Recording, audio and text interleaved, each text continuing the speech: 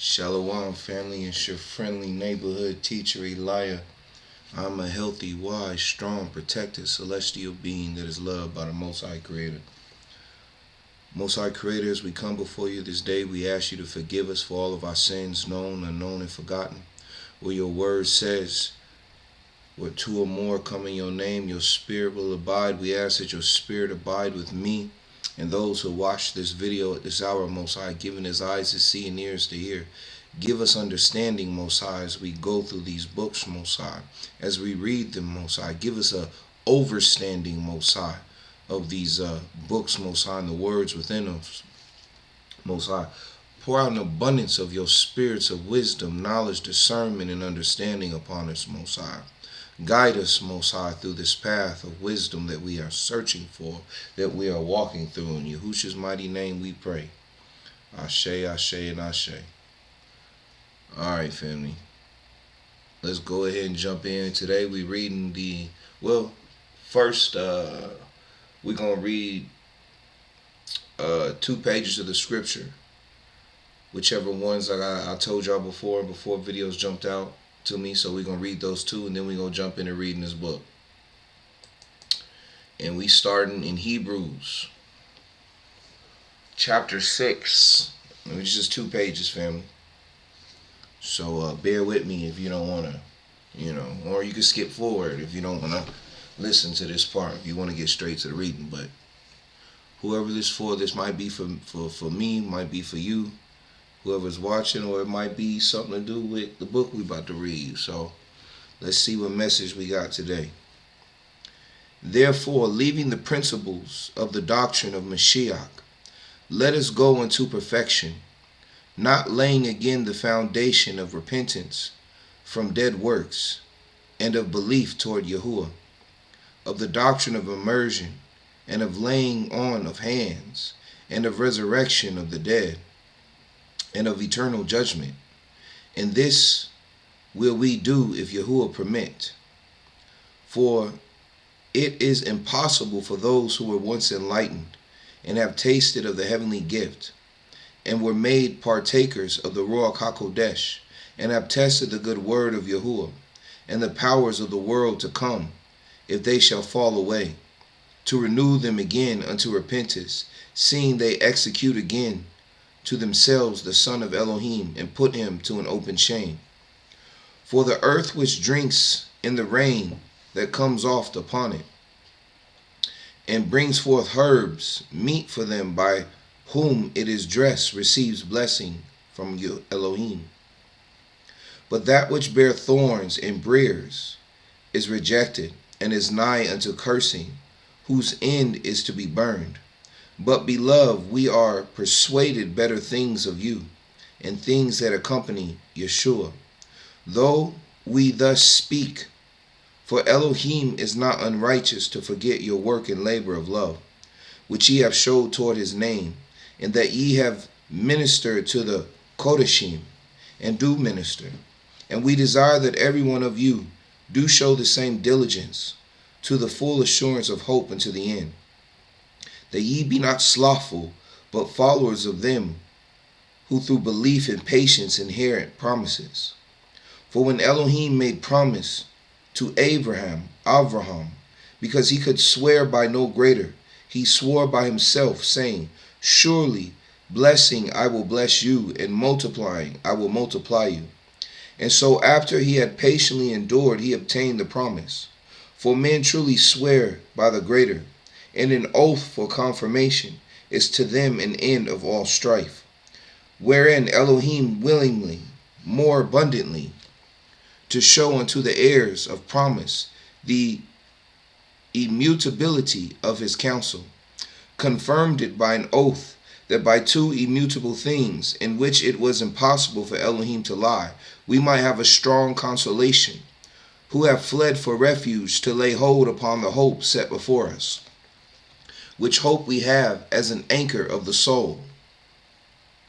Have fled refuge to lay upon the hope set before us, which hope we have as an anchor of the soul, both sure and steadfast, and which enters into that within the veil, whither the forerunners for us entered, even Yahushua made a high priest forever after the order of Melchizedek. For this Melchizedek, king of Salem, priest of El Elyon, who met Avram returning from the slaughter of the kings and blessed him, to whom also Avram gave a tenth part of all, first being by interpretation king of righteousness, and after that also king of Salem, which is king of peace, without father, without mother, without descent, having neither beginning of days nor end of life, but made like unto the Son of Elohim, abides a priest continually. Now consider how great this man was, unto whom even the patriarch Avram gave the tenth of the spoils. And truly they that are of the sons of Levi, who receive the office of the priesthood, have a commandment to take tithes of the people according to the statutes, that is, of their brethren, though they come out of the loins of Avram. But he whose descent is not counted from them received tithes of Avram, and blessed him that had the promises. And without all contradiction, the less is blessed of the better. And here men that die receive tithes, but there he receives them, of whom it is witness that he lives. And as I may so say, Levi also, who received tithes, paid tithes to Avram, for he was yet in the loins of his father when Melchizedek met him. If therefore perfection were by the Levitical priesthood, for under it the people received the Torah, what further need was there that another priest should rise after the order of Melchizedek, and not be called after the order of Aaron? For the priesthood being changed, there is made of necessity a change also of priestly regimen. For he of whom these things are spoken pertains to another tribe, of which no man gave attendance at the altar. For it is evident that our Adonai sprang out of Yehuda, of which tribe Moshe spoke nothing concerning priesthood. And it is yet far more evident, for that after the similitude of Melchizedek there arises another priest, who is made not after the regimen of the commands of the flesh, but after the power of an endless life. For he testifies, you are a priest forever, after the order of Melchizedek. For there is truly a disannulling of the commandment going before, for the weakness and unprofitableness thereof. For the priestly regimen made nothing perfect, but the bringing in of a better hope did, by which we draw nigh unto Elohim. And inasmuch as not without an oath he was made priest. For those priests were made without an oath, but this with an oath by him that said unto him, Yahuwah swore and will not repent, you are a priest forever after the order of Melchizedek. By so much was Yahushua made a surety of a better covenant, and they truly were many priests, because they were not suffered to continue by reason of death. But this man, because he continues ever, has an unchangeable priesthood. Wherefore he is able also to save them to the uttermost that come unto Elohim by him, seeing he ever lives to make intercession for them. For such a high priest became us, who is holy, harmless, undefiled, separate from sinners, and made higher than the heavens, who needs not daily, as those high priests, to offer up sacrifice, first for his own sins and then for the people's. For this he did once when he offered up himself. For the Torah makes men high priests, which have infirmity, but by the word of the oath, which was since the Torah, the Son is consecrated forevermore. Now of the things which we have spoken, this is the sum. We have such a high priest, who is set on the right hand of the throne of the majesty in heavens, a minister of the sanctuary and of true tabernacle, which Yahuwah pitched and not man. For every high priest is ordained to offer gifts and sacrifices. Wherefore it is of necessity that this man have somewhat also to offer. For if he were on earth, he should not be a priest, seeing that there are priests that offer gifts according to the Torah, who serve unto the example and shadow of heavenly things, as Moshe was admonished of Yahuwah when he was about to make the tabernacle. For, see, says he, that you make all things according to the pattern showed to you in the mount. But now has he obtained a more excellent ministry, by how much also he is the mediator of a better covenant, which was established upon better promises. For if that first covenant had been faultless, then should no place have been sought for the second.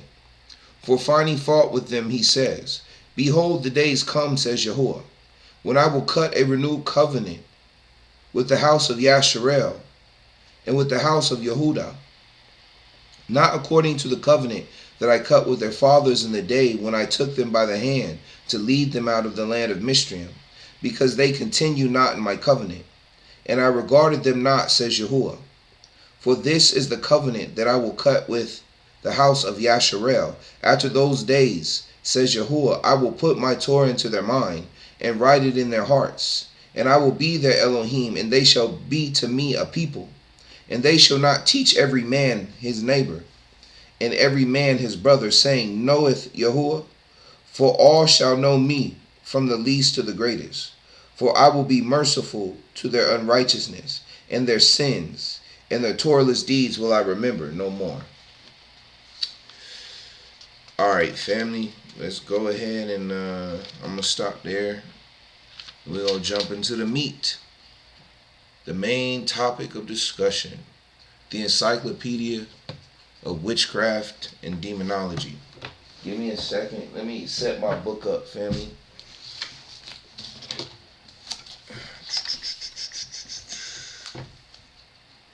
Uno momento.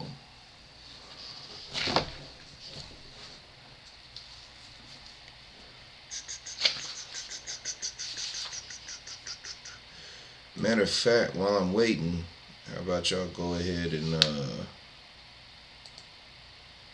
while I'm getting this set up real quick.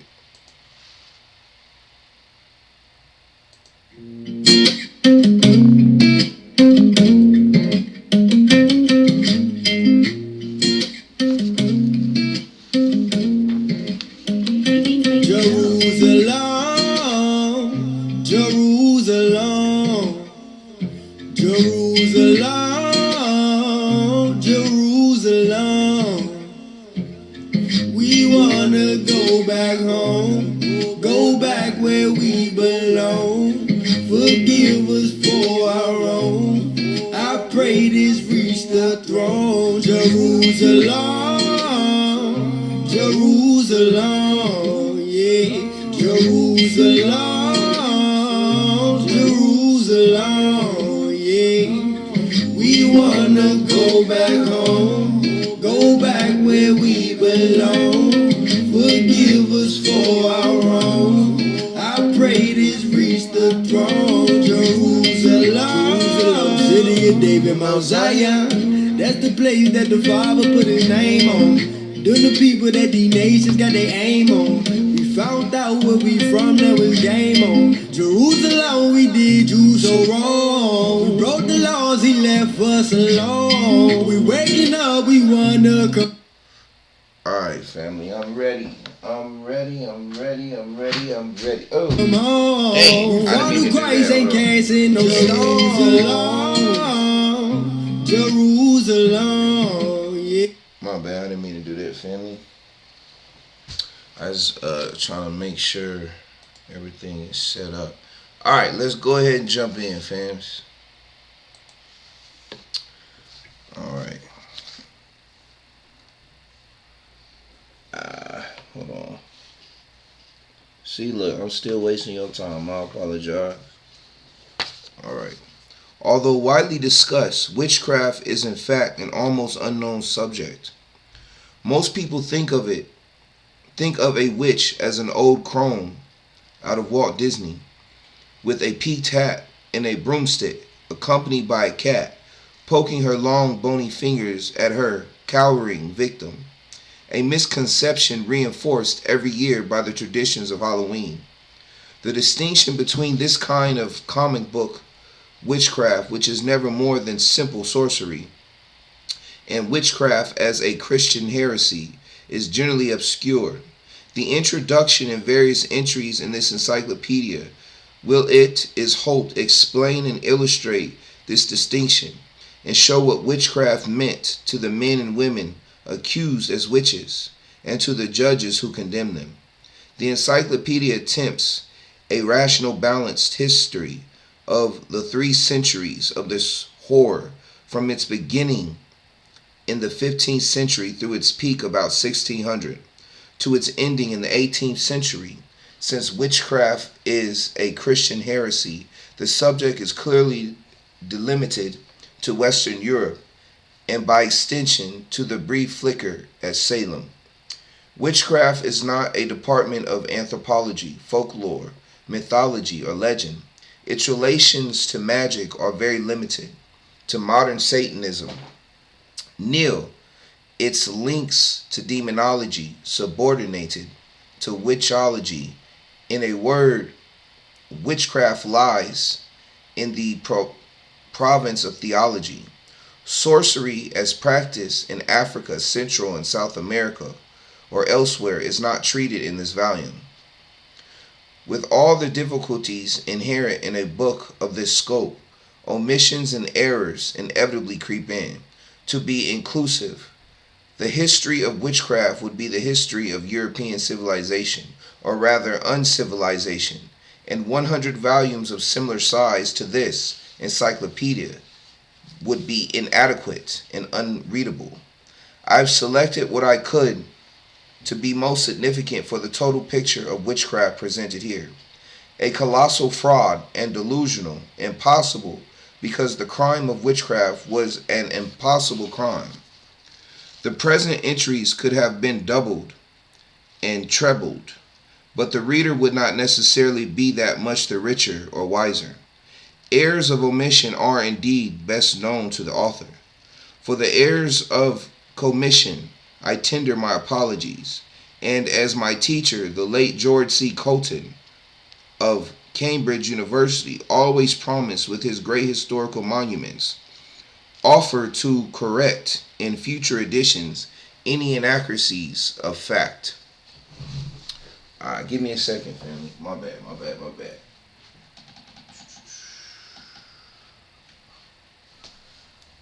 Okay.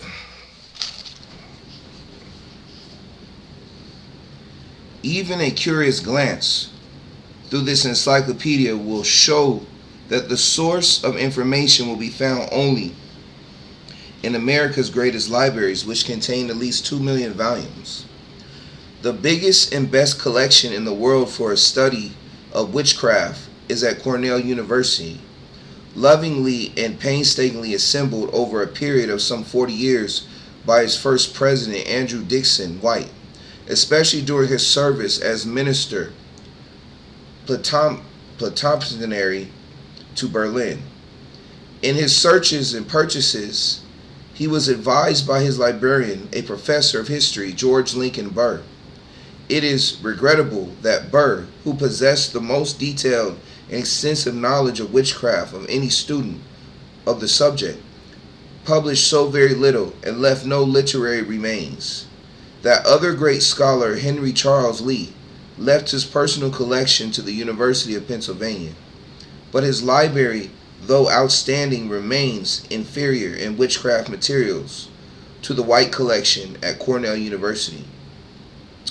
Leah's 3-volume materials toward a history of witchcraft, published posthumously in 1939 with an introduction by Burr, and recently reissued, is a treasure trove. Lee's work, however, is best appreciated by the reader who knows Latin, French, and German, and already is acquainted with the subject. Although invited many times, Lee never made use of the Cornell books. Thus, many of the unique volumes gathered by White and Burr are introduced to the public for the first time in this encyclopedia. To the librarians at Cornell University goes many gratitude for their many kindnesses. Even the White collection is not exhaustive, in part from the 6 million volumes at Harvard. The reader who wants to read from original sources will best go to the reserve room of the New York Public Library, especially rich in American materials. In New York will be found 3 other collections of importance for witchcraft: Columbia University Library, rich in rare French works; in it Jean d'Arc collection, Union Theological Seminary Library, with a huge holding; the McAlpin collection of some 5,000 choice 16th and 17th century English theological books; and the new and tiny Bollingen Library, which among its books on magic has a few treasures pertaining to witches. The books left to the Library of Congress by Houdini are of greater interest to the historian of magic than of witchcraft. Other libraries used in the preparation of this book for material not available in the United States, primarily contemporary printed pamphlets or chapbooks on English trials, include, of course, the British Museum, the Bodleian Library at Oxford, and Lambeth Palace Library, many of whose books survived the Nazi incendiary bombing which destroyed the edifice in World War II. Specialized French materials have been drawn from the Bibliothèque Nationale in Paris. These references of the great libraries indicate some of the value of this encyclopedia, a distillation of more than 1,000 primary works on witchcraft. By culling and arranging even a tiny fragment of the total body of material available, perhaps the impact these books make on the scholar will be conveyed to the non-specialist reader. Witchcraft is an ugly subject. It is difficult not to be revolted at the burn of every page. Handling the copy of the first edition of the first book ever printed on witchcraft in 1467, for example, and realizing this very book was owned by the monastery of Saint Maximum at Treves and helped form the intellectual background of the monks who sentenced 300 persons to death as witches. This was just one of the treasures Burr brought back to Cornell. How human was his comment that we can hardly turn these pages without a shudder. After reading so many similar accounts, all faithfully described in this present volume, it is difficult to preserve the equanimity scholarship expects.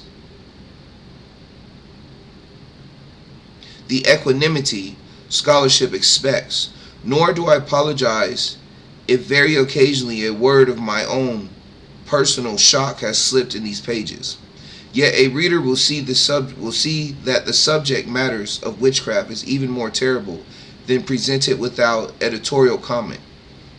The words of the official scribes not writing for posterity cry out more effectively than any others against this inhumanity. If witchcraft reveals the lapse of the human being into the foulest animal, it can also show the occasional spark of the godlike in men such as Lahore, Mayfard, Speed, Staperis, or Scott, Borderland, or Caliph, who wrote whatever they could against the delusion, and in the accused named as well as nameless, who fought back against the mania, and who by their courage in dying laid a seed of doubt in the validity and honesty of witch believers and witch trials. The end of witchcraft persecutions was hastened by a few such courageous men and women who opposed the dominant ideologies to the best of their abilities and gave leadership to millions terrified by the extent and control of crushing superstition. If the cries and shrieks of these martyrs for humanity, for such the witches and their defenders were, and the protest of writers can be taken from the steel-doored vaults of libraries to show the present-day reader the dangers of bigotry and rigidity of thought and the prerequisite of the inquiring minds in all phases of man's activities. This work will hold more than either antiquarian or sensational values. It will have fulfilled the main purpose of scholarly research, namely understanding the past, the better to understand the present and anticipate the future. To the following who have helped in his various ways with the preparation of this encyclopedia, I wish to acknowledge my thanks. Mr. Lee Ash, New York, Mr. E.G.W. Bill Labath, Palace Library. London, Dr. Kurt Buller, Pierpont Morgan, Library. I'm not gonna lie, family. I think I'm gonna go ahead and fast forward through this part. New York. Yeah, it's thanking a bunch of people. So let's go ahead and and Professor Beatrice E. White, Westfield College, University of London, for their personal interest and concern in this work. Special thanks are due the publishers. If y'all want to read, like I said, go ahead and pause it and read the books yourself. As throughout the past 20 years, I am under the deepest debt of affection to my wife, Helen Ann Mins Robbins, for her constant wisdom and loyal encouragement. During the years of writing of this encyclopedia, she has given of herself above and beyond the call of spousehood. Cataban Underhue Sargerty, New York, Canada, 19. Okay, anyway. The words witch and witchcraft in everyday usage for over 1,000 years have undergone several changes of meaning, and today witchcraft, having reverted to its original connotation of magic and sorcery, does not convey the precise and limited definition it once had during the 16th and 17th centuries. If witchcraft had never meant anything more than the craft of an old, weather-beaten crone leaning on a staff-hollowed eye, untoothed, going mumbling in the streets, Europe would not have suffered.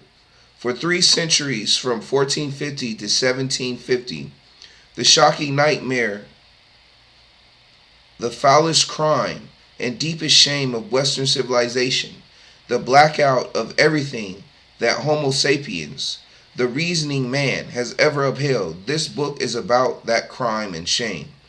The record of witchcraft was horrible and brutal. Degradation stifled decency. The filthiest passions masqueraded under the cover of religion, and man's intellect was subverted to condone bestialities that even Swift's yahoos would blush to commit. Never were so many so wrong so long. Witchcraft destroyed the principles of honor and justice. It opened wide the rosters for the hall of shame. Here are some examples of what witchcraft did to the persecutors. A Lord Chief Justice of England closes his eyes to proven fraud by a prosecution witness, even when it is drawn to his attention by his associate judges. A trial judge in Germany repulsed by a woman to whom he made improper advances. In revenge seizes her sister, accuses her of witchcraft, cruelly tortures her, and burns her alive the same day.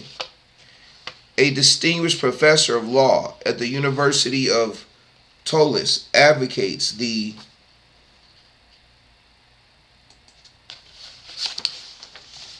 suspension of rules in witch trials because not 1 out of 1,000,000 witches would be accused or punished if regular legal procedures were followed. A bishop in Germany burns a minimum of 900 men and women, including many respected and wealthy citizens, as witches, and confiscates their estates and properties for his own enjoyment. A Protestant minister in Scotland refuses Christian burial to a woman crushed to death by a mob because she had been accused as a witch by a 16-year-old lad. A famous French my bad. A famous French magistrate regrets that instead of burning young children accused of witchcraft, he had merely sentenced them to be flogged while they watched their parents burn as witches. One can but exclaim, a Catholic priest and confessor cried in despair in 1592, O Christian religion, how long shalt thou be vexed with this direst of superstitions? And cry out loud, O Christian commonwealth, how long in these shall the life of the innocent be imperiled? Consider some of the very tortures and injustices witchcraft inflicted on the persecuted. At Salem, 2 young men are trussed at their neck and heels until the blood drips from their noses to force a statement used to convict those accused. A woman in Scotland is burned as a witch for stroking a cat at an open window at the same time the householder finds his brew of beer turning sour. A mother and daughter in England are executed as witches on accusations by a 10-year-old girl bewitching her with fits. A witness in a witch trial in France makes a dying confession that his evidence had been dictated by the prosecutor. Nothing is done to reopen the case, and the accused, a nun, dies in solitary confinement. A woman in Scotland is convicted as a witch for curing unhealthy children by washing them. A poor immigrant in Boston, speaking only Irish and saying her simple prayers in Latin, is hanged as a witch because she could not repeat the Lord's Prayer in English. Admittedly, these represent the more infamous incidents in the history of witchcraft, but they are neither exceptional nor unusual. If a professor of law advocated suspension of customary legal procedures in witch trials, he was merely justifying the common practices. Trials for witchcraft were not designed to establish guilt or innocence, but to condemn the accused as soon as possible. If a child sent 2 women to their death by her hysterics, she was but one of many young people, including the Salem witch bitches, who faked epileptic fits. The accounts of possessed children are so frequent and uniform that their recital becomes almost monotonous, happening day after day for centuries, resulting in torture and horrible death for tens of thousands. The following examples of witchcraft in action are perhaps even more terrifying than the preceding just because they are so routine. Any person having a mole, wen, scar, or bunion is considered to possess a devil's mark and is therefore to be executed as a witch. Dang, a bunion? A celebrated professor of law at Cologne said no one with such a mark could have lived a blameless life. Every witch had her familiars or imps disguised as household animals or insects sent to her by the devil. While imprisoned, her cell is to be carefully watched for spiders and flies. Any insect not caught is presumed to have escaped because of its diabolical powers, thus proving the accused guilty. Common report or rumor or gossip was sufficient ground to bring an accusation of witchcraft. Once arrested, the accused was tortured until he confessed his guilt. Ignoring common report was considered an indication of guilt. What a gulf separates the Hansel and Gretel witch from the witch against whom the most highly trained minds of Western Europe for 3 centuries mobilized the entire resources of church and state. Germany is almost entirely occupied with building fires for the witches, wrote an experienced witch judge about 1600. Switzerland has been compelled to wipe out many of her villages on their account. Travelers in Lorraine may see thousands and thousands of the stakes to which witches are bound.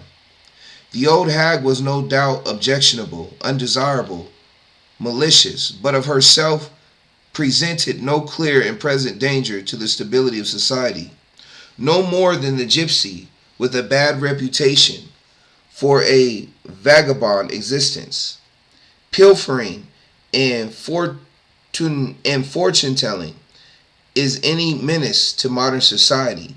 Yet the authorities devoted so much effort to counteract witchcraft that they clearly believed an attack from some direction was imminent. The person hunted by the inquisitors, ecclesiastical and secular alike, from 1450 to 1750, was no hag. He was a member of an international movement, a powerful subversive force working day and night to destroy the true religion and to prevent the establishment of God's kingdom. The powers of evil were very strong, and it was touch and go whether the Christian God or the Christian devil would be victorious. To side with Satan was a crime far worse than treason to earthly rulers, for man's life was an infinitesimal speck on the limitless canvas of eternity. Witchcraft was treason against God, and therefore justified whatever measure of suppression were successful. Whatever punishment we can order against witches by roasting and cooking them over a slow fire is not really very much, said Jean Bodin, eminent French lawyer, economist, and political theorist, whose book on witches was a standard text and not as bad as the eternal agonies which are prepared for them in hell. For the fire here cannot last much more than an hour or so until the witches have died. The following instances, both superficially similar, may help clarify the historical concept of witchcraft as it is presented in this encyclopedia and distinguish it from the modern loose interpretation of witchcraft as sorcery or magic between the heretic and the hag. The first example comes from St. Osoph, Essex, England, in 1582. Here, 14 women were tried at the county sessions at Chelmsford, largely on two sets of allegation: acts of malice and murder by bewitching. Most of the women had at one time or another feuded with their neighbors. Consequently, suspicion pointed to them whenever a man had trouble with his cows or geese, or when the butter would not churn. Moreover, several of the women were charged with causing death by witchcraft. Miss Harrison, the wife of a minister, believed that a number of mishaps, including her own ill health, was due to hexing by Agnes Hurd. Her husband promised to question the suspect. "You vile strumpet, I do think you have bewitched my wife, and as truly as God does live, if I can perceive that she be troubled any more as she have been, I will not leave a whole bone about thee. And besides, I will seek to have thee hanged." A few months later, Miss Harrison again took ill, and her suspicions against Agnes Hurd intensified. "Husband, God bless you and your children, for I am now utterly consumed with yonder wicked creature." After 2 days, Miss Harrison died, her last words being, "Oh, Agnes Hurd, she hath consumed me." Agnes Hurd was tried and surprisingly found not guilty. The second example is from Tring, Leicestershire, England. In 1757, Ruth Osborne and her husband were old and poor supporters of the unpopular Stuart Rebellion of 1745 and regarded as witches.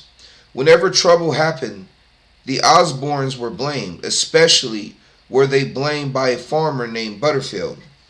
Mother Osborne had begged some buttermilk from him, but Butterfield told her with great brutality that he had not enough for his hogs. This provoked the old woman, who went away telling him that the Stuart pretender to the English throne would have him and his hogs too. Soon afterwards, several of Butterfield's calves became distempered, upon which some ignorant people who had been told the story of the buttermilk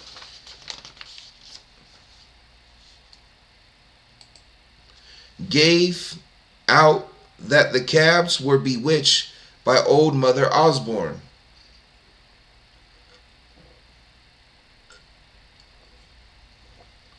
Excuse me, family. Butterfield then sold his farm, and in hope of diverting the spell he assumed Ruth Osborne had cast on him, opened a tavern. But things got worse, and Butterfield was himself taken with fits. Then word was spread that suspected witches were to be given the water ordeal. If they floated, they were witches. If they sank, they were innocent. A mob rounded up the Osbornes, manhandled them, and thrust them in the river. Mother Osborne was tied in a sheet and did not sink. So the ringleader of the crowd poked and prodded her. Eventually she was taken out of the water, thrown quite naked on the bank, almost choked with mud, and expired in a few minutes. Her husband died shortly after. The ringleader thought himself a popular hero and took up a collection. In these two accounts, the incidents are similar. Commonplace accidents happen about a farm, and a person becomes sick, and in one story dies. An unpopular neighbor is accused as the cause of these ills. What makes the trial of Agnes Heard a case of witchcraft, and the lynching of Ruth Osborne, though she was labeled a witch, a case of sorcery?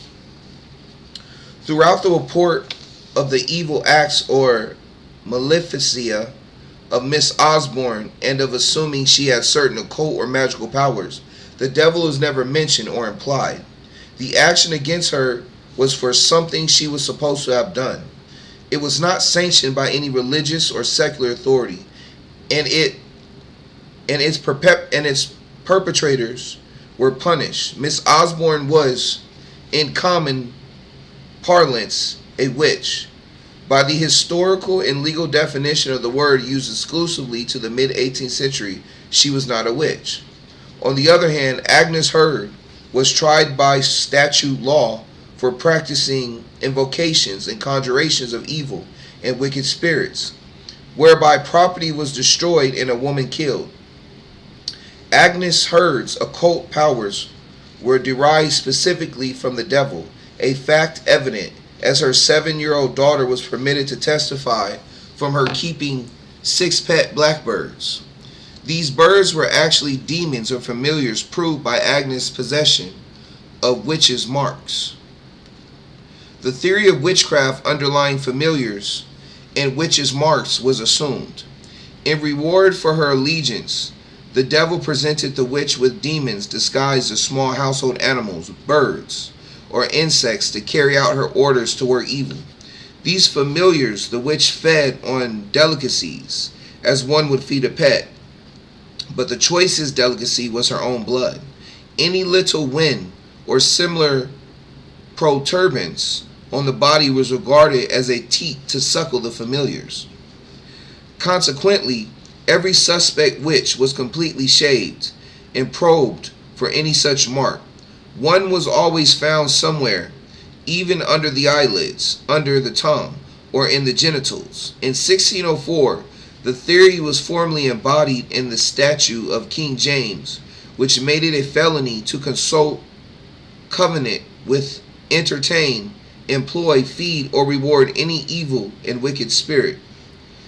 In an atmosphere of arbitrarily ascribing motives to people on the basis of skin blemishes, the reason of men atrophied.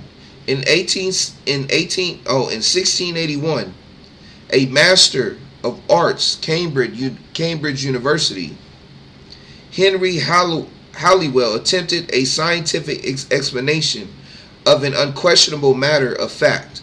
The demon, said Halliwell, being so mightily debauched, wear away by a continued deflux of particles, and thereof require some nutriment to supply the place of the fungaceous atoms, which is done by sucking the blood and spirits of these forlorn witches. And no doubt but these impure devils may take as much pleasure in sucking the warm blood of men or beasts as a cheerful and healthy constitution, and drawing in the refreshing gales of pure and sincere air. Cats, white mice, and blackbirds, along with little irregularities on the body, were but the outward indication of the pact with the devil, the essence of witchcraft. On this essential, English Protestant were in complete agreement with continental Catholics. The decision of aid Satan, which caused the witch to enter the pact, could be inferred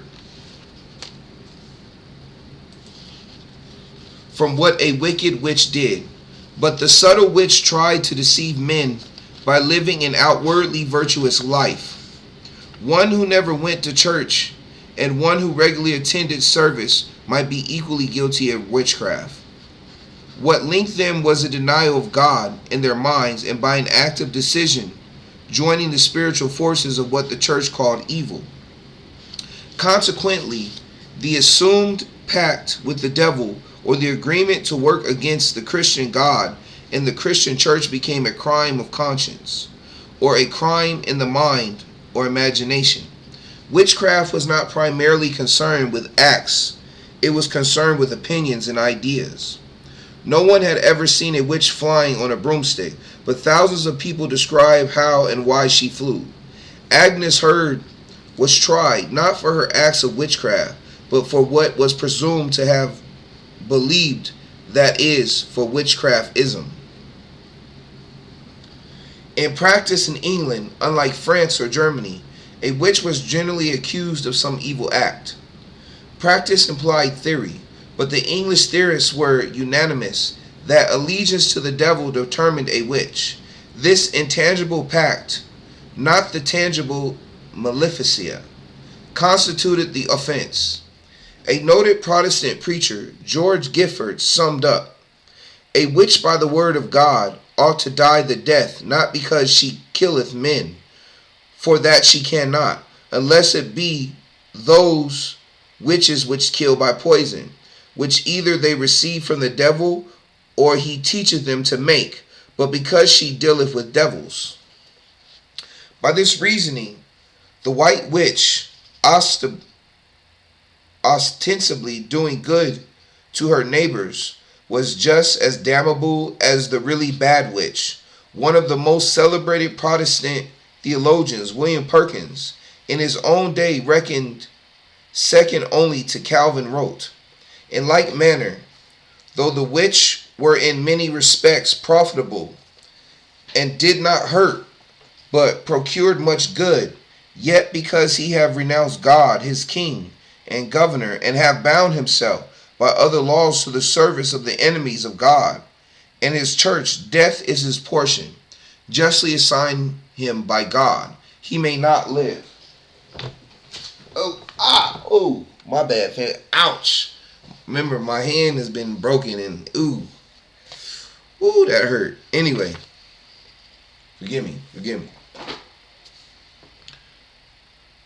Witchcraft then differed from sorcery in that it was a form of religion, a Christian heresy.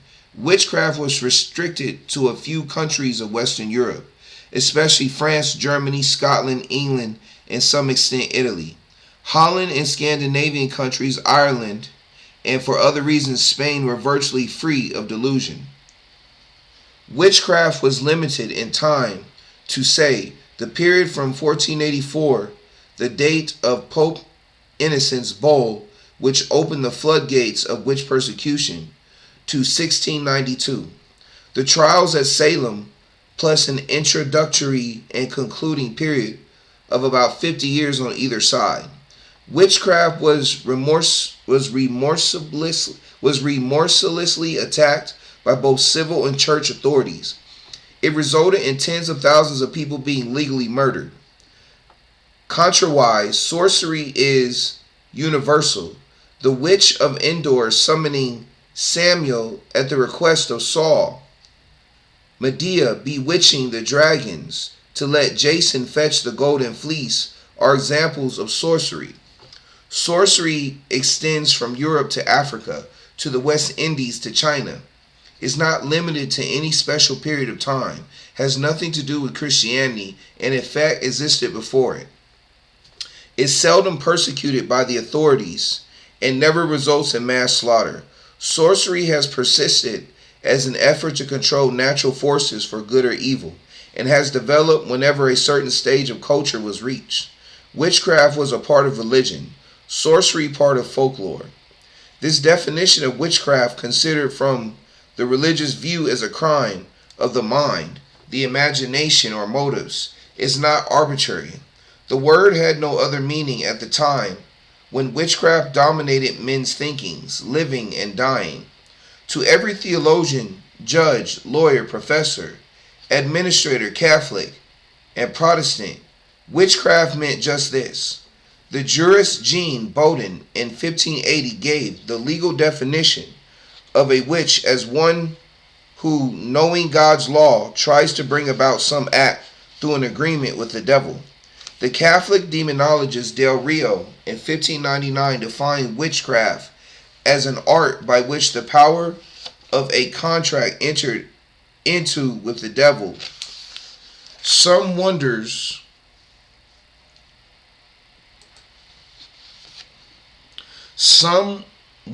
are wrought which pass common understanding of men.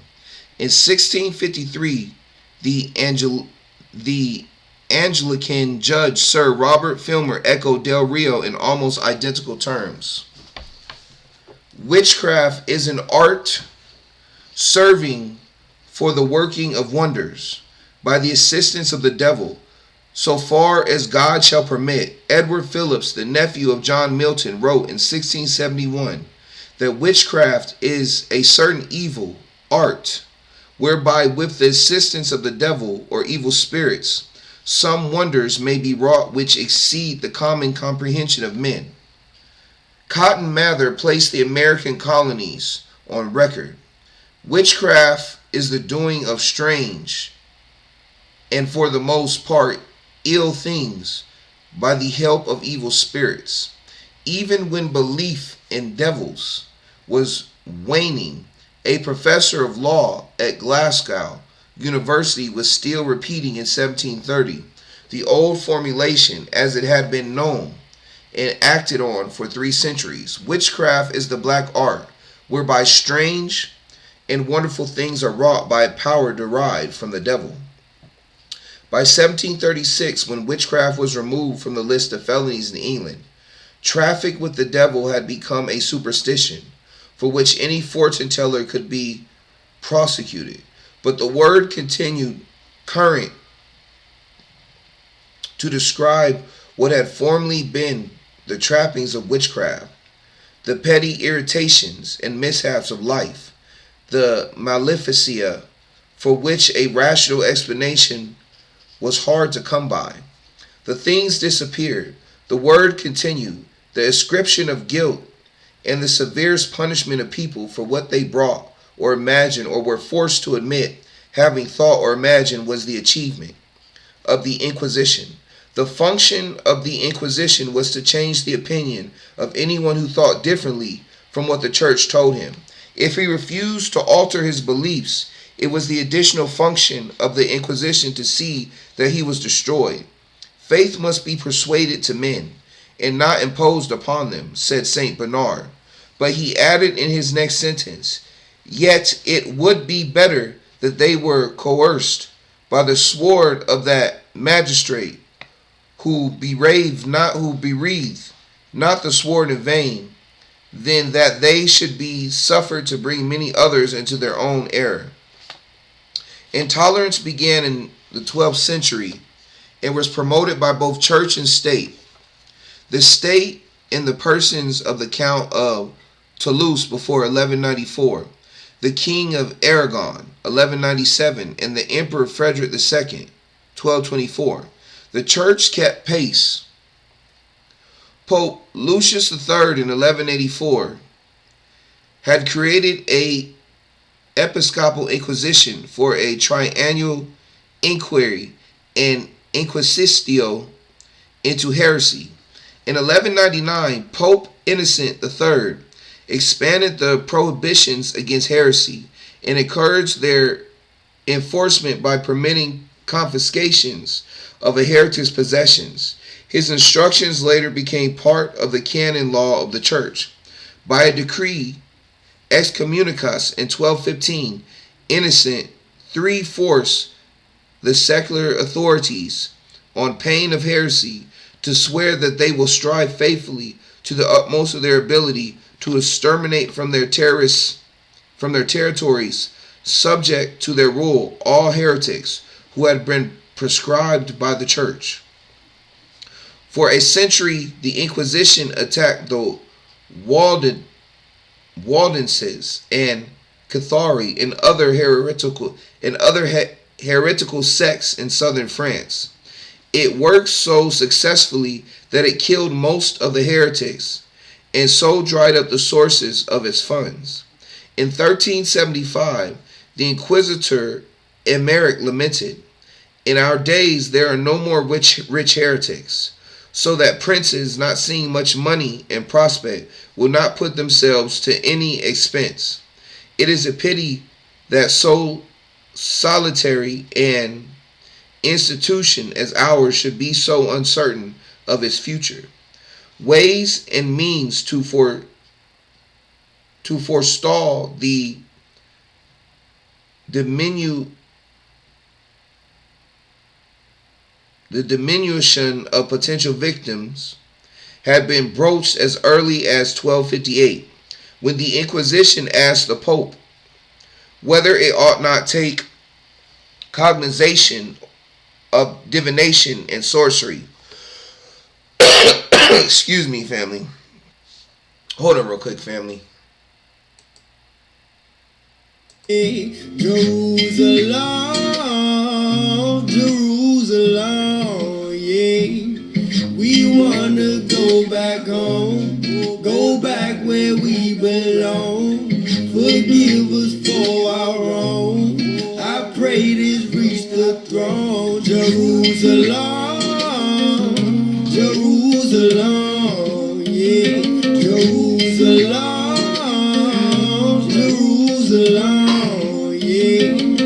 We wanna go back home, go back where we belong. Forgive us for our wrong. I pray this reach the throne. I put my name on Jerusalem. I put my name on Jerusalem. I put my name on Jerusalem. I put my name on Jerusalem. I gave my law to Jerusalem. I gave my law to Jerusalem. I gave my law to Jerusalem. I gave my law. Alright, I'm back, family. Okay, ways and means to forestall the diminution of potential victims has been broached as early as 1258, when the Inquisition asked the Pope whether it ought not to take cognizance of divination and sorcery. Permission was denied unless the sorcery involved manifested heresy, the detection and removal of which were the Inquisition's primary purposes. After 1320, when Pope John empowered the Inquisition at Carcassonne to prosecute those who worship demons, entered a pact with them, made images, or used sacred objects to work magic, the Inquisition slowly and unevenly developed its concept of witchcraft, heresy superimposed on magic. Trials for heretical sorcery occurred at Carcassonne in 1330 and 1335, when 74 persons were accused, and regularly thereafter. By 1350, in Carcassonne and Toulouse, the Inquisition had burned 600 persons as heretics. for practicing the new sorcery. Trials for witchcraft spread from inquisitor to inquisitor throughout southern France to south and western Switzerland, and into French Savoy and northern Italy, and up into Rhineland. Pope John's permission was reformulated in later bulls, and continued operative until 1451, when Pope Nicholas V extended the inquisitor's authority to deal with all kinds of sorcery, even not manifestly savoring of heresy. Inquisitors were the first to write on witchcraft, including the first vernacular works in French and Spanish. Among others were the Dominican inquisitors, Nicholas Ermeric, Nicholas Waquer, Jean Venetti, and Girolamo Visconti. The Malleus Maleficarum, printed about 1486, and the most celebrated of all books on witchcraft, was the work of Jacob Sprenger and Heinrich Kramer, two such inquisitors. It became the first manual to codify the heresy of witchcraft, as including pact, sabbat, and night flight. A belief that there are such things as witches is so essential a part of the Catholic faith that obstinately to maintain the opposite opinion savors of heresy. The concept of heresy of witchcraft was frankly regarded as a new invention, both by theologians and by the public, having to hurdle an early church law, the Canon Episcopi, which said in effect that belief in witchcraft was superstitious and heretical, and inquisitors cavilled by arguing that the witchcraft of the Canon Episcopate and the witchcraft of the Inquisition were different. The new witchcraft was certainly a heresy, and the prohibitions of the Canon Episcopi did not apply to it. At this stage, numerous theologians could refuse to accept all the contentions of the Inquisition, as did the famous Franciscans Alphonsus de Spina in the 15th and Samuel de Cassini in the early 16th century. Indeed, the inquisitors met with considerable opposition to their witch hunts and even more considerable apathy. Those two infamous men, Sprenger and Kramer, bitterly complained of the hostility of rulers and people throughout Germany, and had Pope Innocent in his bull of 1488 command that their investigation should not be obstructed. The early witch hunters all tell of encountering skeptics. Jacquier said many opposed the Inquisition. Visconti and Pico that many thought the confessions were extorted only by torture. Murner was shocked that some theologians explained disasters by natural cause rather than by witchcraft. In about 1514, Alcestis said the peasants in the subalpine valleys broke into rebellion at the wholesale burnings by the local inquisitors. Only years later, after decades of pounding in the new doctrine and the squelching of opposition, did public support for the delusion grow. In this, witchcraft differed from sorcery. It was never of the people. Witchcraft was an intellectual aberration, devised by inquisitors with the exceptional powers of torture and confiscation, and soon take over and shared by civil authorities who vaguely recognized that witchcraft was a method of government. An indifferent public was ruthlessly lashed into believing it. Where the methods of the Inquisition were adopted, that is, in Germany and France, tens of thousands of witches were discovered. In England, where torture...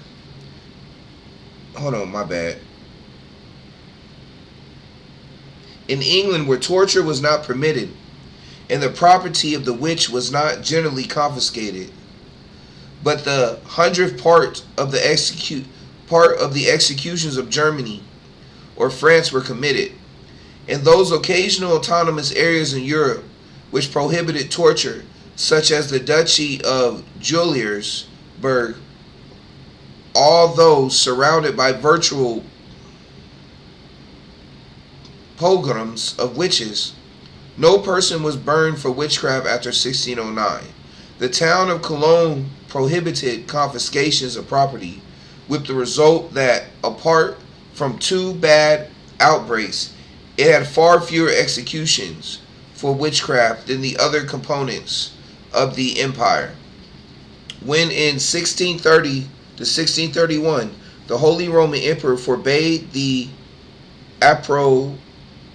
appropriation of property by the courts, persecutions for witchcraft decreased immediately, as at Bamberg, where an average of 100 a year had been burned from 1626 to 1629. In 1630, only 24 were executed, and in 1631, none. With the bull of Pope Innocent in 1484, witchcraft came of age. Long after the Dark Middle Ages, armed with their manuals of procedures such as the Malleus Maleficarum, and with power to torture those brought before them, the inquisitors roamed Europe hunting witches. Secular judges got into the act. Obeying the instructions given in rapidly multiplying manuals, they forced the accused under torture to admit the crimes enumerated and reveal their wicked accomplices. The confessions of witches authenticated the experts, and the denunciations ensured a continuing supply of victims. Throughout France and Germany, this procedure became standardized, repeated year after year. In time, it built up a huge mass of evidence, and duly authorized from the mouths of the accused. On these confessions, later demonologists based their compendiums, and so formulated the classic conceptions of witchcraft, which never existed save in their own minds. One typical set of standardized questions was used at Colmar in Lorraine over the 3 centuries of witch mania. How long have you been a witch? Why did you become a witch? How did you become a witch, and what happened on that occasion? Who is the one you chose to be your incubus? What was his name? What was the name of your master among the evil demons? What was the oath you were forced to render him? The questions continued. 21. What animals have you bewitched? Have you bewitched to sickness or death? And why did you commit such acts? 22. Who are your accomplices in evil? 24. What is the ointment with which you rub your broomstick made of? 26.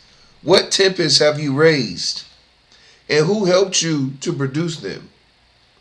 This is almost like the questions I've heard like when cops ask questions, they ask dumb questions. Like when I was in the military, I remember we used to come through the front gate. When I used to go to the club and stuff in my club days, and we come back late, and the MPs at the gate would ask us, "Hey, are y'all drunk? They look us in the eye as we come in the gate, and then stop us, look us in the eyes as they're checking our ID, and be like, "Are you drunk?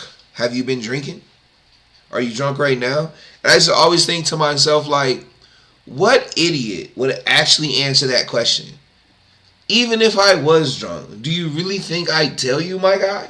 Do you really think that all you have to do is ask, "Hey, have you been drinking? Are you drunk?" Like, what do you think is going to happen if I tell you I was drinking? You going to arrest me? I'm going to get in trouble with my unit command. I'm going to lose money. I might get kicked out the army. So you really think I'm about to sit here and tell you, just because you look me in the eye and ask me, am I drinking? You really think I'm about to tell you, like, stupid.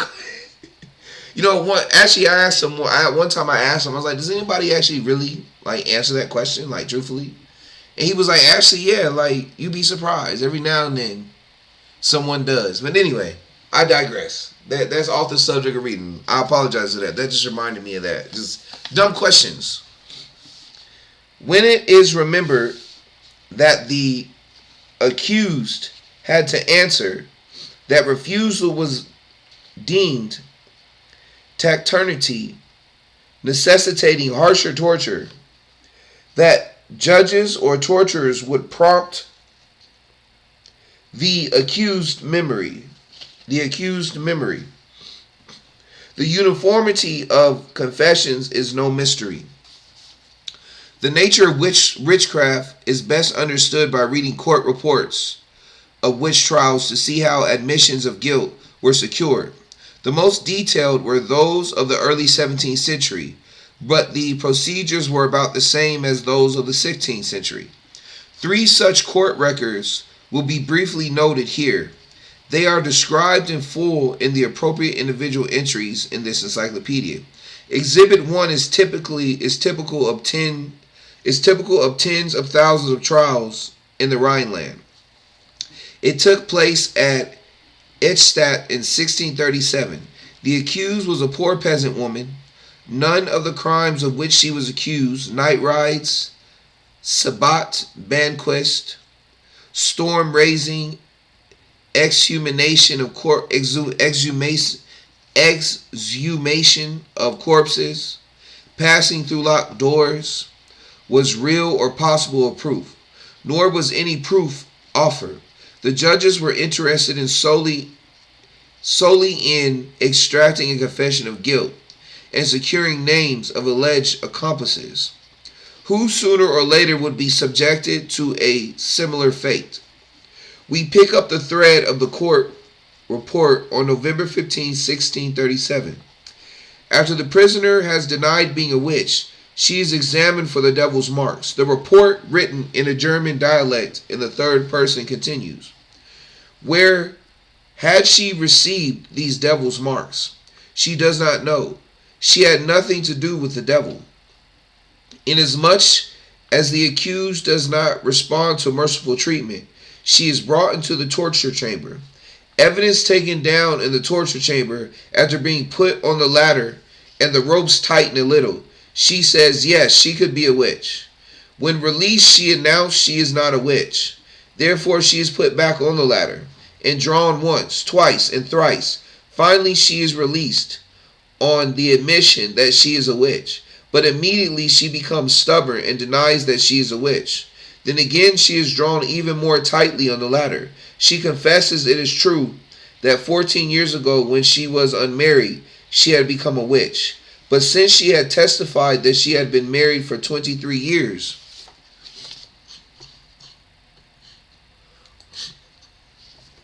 how could it be only 14 years ago that she became... hold on real quick, family. I apologize. I know. We about done reading anyway. We only got like two pages left. I won't forsake you, Jerusalem. I won't forsake you, Jerusalem. I won't forsake you, Jerusalem. I won't forsake you, Jerusalem. Jerusalem, yeah, Jerusalem, Jerusalem, yeah. We wanna go back home, go back where we belong. Forgive us for our wrong. I pray this reach the throne. Jerusalem, Jerusalem, yeah, Jerusalem, Jerusalem, yeah. We wanna go back home, go back where we belong. Forgive us for our wrong. I pray this reach the throne. Jerusalem. They could build that wall, we going back home. No vaccine, we going back home. Ain't taking mark of the beast, we going back home. They gon' find out the Father ain't strong. Zion, Zion, come on. Zion, Zion, come on. Zion, Zion. Alright, family, we back. Hold on, where was I? Oh yeah. How could it be only 14 years ago that she became a witch? At this, she asked to be taken off the ladder when she would tell the truth. No, she must first make a start at confessing. She deserves to remain on the ladder. When she finds out she is not going to be released, she says that about 18 years ago, once her husband had come home drunk and wished the devil would take her. At that time, she had just given birth to another child, and her children, young and old alike. The next day, after further lengthy questioning, the report goes on. Since the prisoner feigns sickness and seems to want to deny her evidence, and since the signs of her piety of yesterday seem to fade, she is ordered to be flogged in the torture chamber to induce fear and true testimony.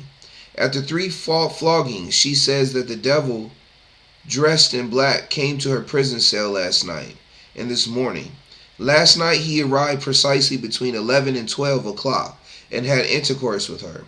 But he caused her so much pain that she could hardly hold him, and she thinks her back and thighs are falling apart. Furthermore, she promised to surrender her body and soul to him again, to reveal nothing of this pact, and to remain true to him only, and to oppose the judges as long as she can. In return, her incubus promised to help her and ordered her to think how she could commit suicide. To this end, she continued scratching open with her fingernails the middle veins of her right arm, a half basin wide, where she had a bloodletting 2 weeks ago, because the scars were very recent and the veins could be opened very easily. In this way she could kill herself without attracting attention and go to the devil in both body and soul. On November 27th, the prisoner again becomes reluctant. She says her testimony so far is true, but then she sighs heavily. This seems to be another revocation. So she is again confronted with the hangman and questioned. How did she influence the weather? She does not know what to say and can only whisper, "O heavenly queen, protect me." The torture of the Spanish boots was applied 1 foot, but the screws were not tightened, insomuch as her answers are unsatisfactory, and she still seems to be under the domination of the devil. She is tied with ropes in order to receive a flogging. Several lashes are administered. Thereupon she confesses that she and N.N. 15 years ago buried in her garden the powder she had received from the devil, in the hope that it would cause bad weather and prevent the fruit from ripening that year.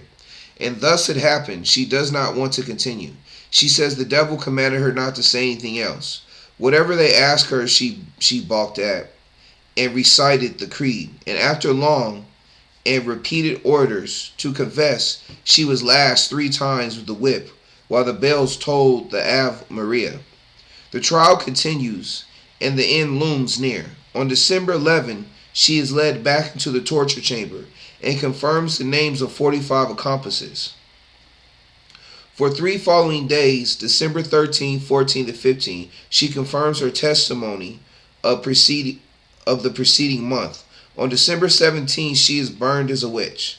Exhibit 2 is the ecclesiastical trial of a parish priest, Father Dominique Gordel, in 1631 before the Bishop of City, acting as Vicar General of Lorraine. The original charges, which implicated Father Gordel, had been made by persons under torture and themselves accused of witchcraft. In the tower called La Joliette, in the Episcopal Palace of Toul, April 26, 1631, at 1 o'clock in the afternoon, in the presence of the Reverend Master Jean Midot, Grand Archdeacon and Canon of the said Church of Toul, Master Anton, Priest Almoner of the Squire of City, and in addition Charles Methiot, Doctor of Medicine, and Jean Marson, Surgeon of Toul, whom we asked to assist in conducting the trial, and to see that no unreasonable violence be inflicted on the said Gordel, declared to the said Gordel, after being seriously admonished about the gravity of the charges,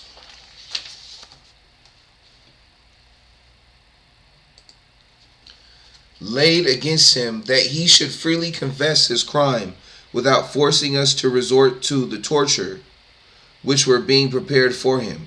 And after we had made him swear in the holy gospel of our Lord, laying his hands on the book to speak the truth, he replied that he was no sorcerer, and that he never had any pact implied or overt with the devil. Upon which we ordered Master Porson, hangman of the town of Toul, to apply the thumb screws on the left hand, except the fingers used for benediction. The accused called on Jesus Maria and said that he had never been a sorcerer. Then we had the thumb screws applied on the same fingers of the right hand, whereupon he said, Saint Nicholas. Questioned if he had any kind of pact with the devil, he said no, and that he wished only to die in the arms of God. Then we caused the aforesaid screws to be applied to his big toes, at which he said he had never seen nor been at a Sabbat, and cried out, Jesus, Maria, Saint Nicholas, Saint Mary, Mother of God, sweet Jesus. Questioned if he had not conducted Claude Cathalonet to a Sabbat. He replied he had not, and that he had never been to one. After this, we had him put on the ladder and stretched out, and we ordered him hoisted to the first rung. Questioned if he had ever been to a Sabbat and made a pact with the devil, he said only Jesus Maria, adding, I am dying, admonished to tell if he had ever committed any act of sorcery or pretended to act as a priest joining person in unmatrimony at a Sabbath. He said no. We observed, however, that all this time he had said nothing but Jesus Maria, and that he had never made any compact, secret, or open with the devil, and that he had not been to a Sabbat. Torture was increased, and Father Gordel was put to the strappado, and while he was hanging by his arms bound behind his back, the vice was applied. After this, we ordered the vice applied to the left arm, thigh, and left leg. To all this, he said that he had never been at Sabbat, and I am dying, I am broken. Jesus Maria, I renounce the devil. With this, we ordered him to be crushed more severely, whereupon he cried that he told the truth, and that he had never been at Sabbat, always saying, Jesus Maria, Mother of God, have pity on me. Never have I had compact with the devil, secret or otherwise. I have never consented to his tempting. Pressed more tightly, he said, Jesus Maria, Father everlasting, help me. I am broken. I never saw a Sabbat. I was never at a Sabbat. I renounce the devil and confess the Holy Trinity. I deliver myself into the hands of the good angels. Mercy, I beg God for mercy. Exhibit 3, for an incidental reason, is perhaps the most moving of all the court records, although again the procedures are commonplace. In 1628, a burgomaster of Bamberg, the 55-year-old Johannes Junius, was accused of witchcraft by his friends under torture. Like all the other accused on his first interrogation, he said he knew nothing of the crime of witchcraft. 2 days later, the aforesaid Junius was again without torture, exhorted to confess, but again confessed nothing, whereupon, since he would confess nothing, he was put to the torture. Unique in this case is the letter Junius managed to smuggle out of jail to his daughter Veronica, wherein he told what happened to him.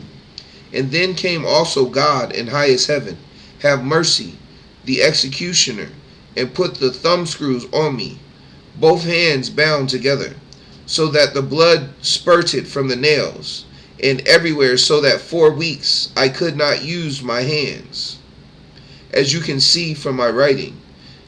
Thereafter they stripped me, bound my hands behind me, and drew me up on the ladder. Then I thought heaven and earth were at an end. 8 times did they draw me up and let me fall again, so that I suffered terrible agony. I said to Dr. Braun, God forgive you for thus misusing an innocent and honorable man. He replied, you are not a knave. And this happened on Friday. June 30th, and with God's help, I had to bear the torture. When at last the executioner led me back to the cell, he said to me, "Sir, I beg you, for God's sake, confess something, whether it be true or not. Invent something." I don't have any more pages. We about done. I just want to finish this. "Invent something, for you cannot endure the torture which you will be put to. And even if you bear it all, yet you will not escape. Not even if you were an earl, but one torture will follow another until you say you are a witch." Not before that, he said, "Will they let you go? As you may see by all their trials, for one is just like another." Then I had to tell what people I had seen at the Sabbat. I said that I had not recognized them. "You old knave, I must put the torture at your throat. Say what not the chancellor there."